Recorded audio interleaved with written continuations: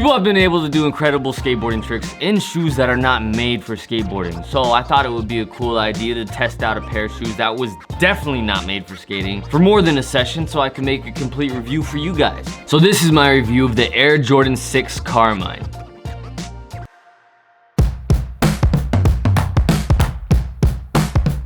I'm not doing this video with anticipations of telling you that this is an amazing shoe to skateboard in, but what this video is for is to show you that any shoe that you get, no matter how random or expensive or cheap and bad made, like even if I'm skating tranny, it doesn't really matter what shoes I have or a hubba, it'll still work fine. The shoe is, you can skate in it, so don't ever feel like you need to get a certain shoe because you're skateboarding. You can skate in whatever shoe you want, man. It's totally fine.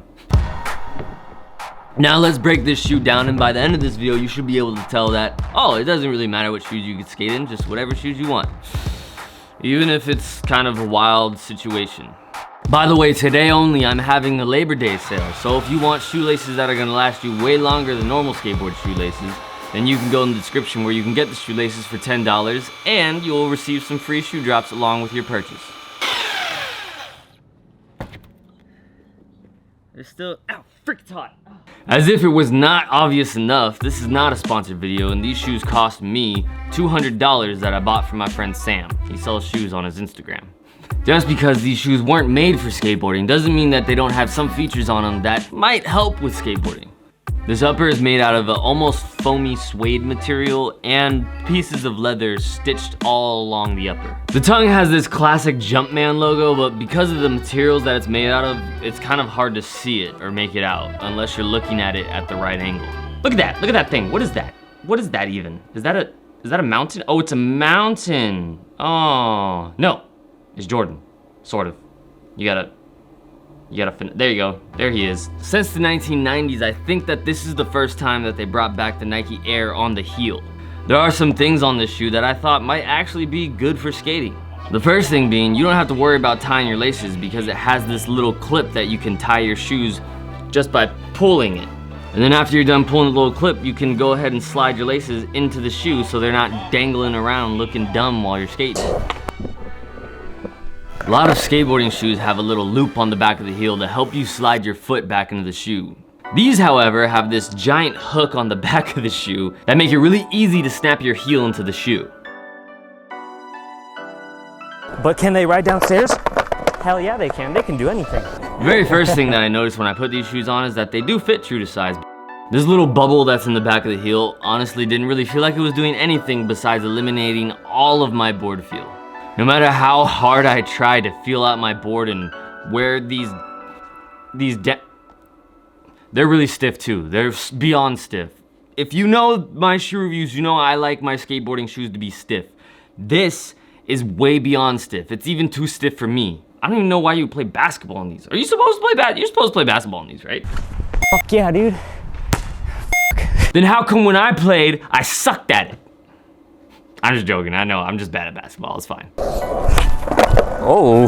I was thinking that this heel bubble was gonna make it so I had a little bit of extra impact protection, but the only thing it was protecting me from was feeling the edges of my board, or anything on my board, or being able to tell that my foot was on my board. Because the tread on the bottom of the shoe is so slippery, and the lack of grooves and any type of detail that will help you grip your board is non-existent. Whatever this rubber is, it sucks. Now I know you're probably saying, oh, well, obviously, Christian, that was a shoe that was made for basketball. It's not a skateboarding shoe. But these are wild, and wild shoes deserve to be skated. But all of these things are things that you need to know when you try to skate these, because it is like an ordeal to do basic tricks with this shoe. There you go. This is a cup sole shoe, and it probably would have good impact protection, but to be honest, I wasn't really trying to jump down anything with these shoes on. The fact that I couldn't feel any part of my board gave me an enormous lack of confidence that didn't really make me want to jump down anything, because if I'm jumping down something, I want to be able to feel my board at least enough to feel comfortable knowing where my foot is on the board. These shoes, I literally had to look down at my feet to see where they were every time I set up for a trick.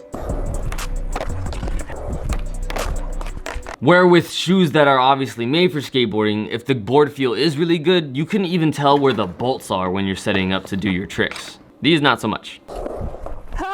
Even though I wasn't jumping down anything with these shoes, because of my lack of confidence in my flip tricks, I am extremely confident that if you were to jump down stuff with these, you probably would be okay and not even need to put insoles in here, because this outsole is a very, very thick boy.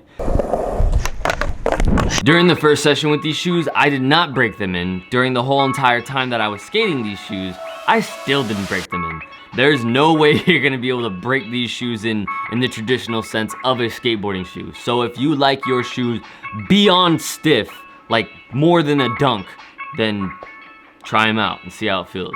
But after having a lot of adjustments to try to get used to the way that these shoes skated, I was able to do my flip tricks totally fine. Zero board feel. I have been skating these shoes for over a week now, and the amount of damage that I've done to them is pretty damn minimal.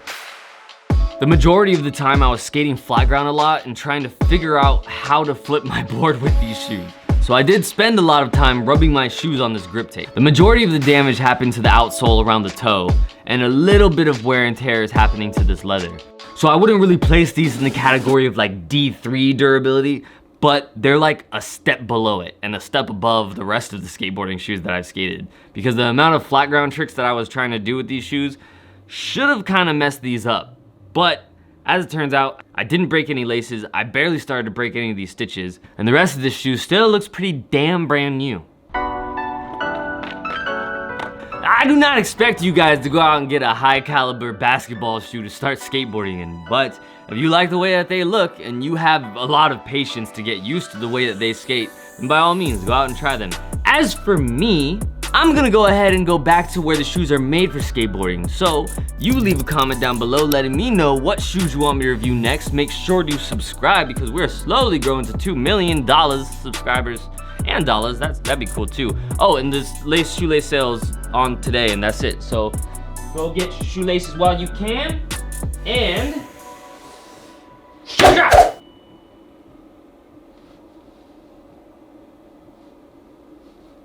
That was a weird shoe drop. Okay, I love you, bye. If you watched this far, leave a comment saying that was a waste of time. Don't skate these. They feel horrible. This is a waste of money too. Okay. Okay, I love you, bye. I spent over half a year creating and developing a skateboarding shoelace that wasn't going to rip as fast as normal skateboarding shoelaces. Everybody that has got them so far has been pretty happy about them. And to test these out, I have some shoes with the absolute worst lace placement ever. After the 101 kickflips, these are still brand new looking. So let's test out just how long these are gonna last.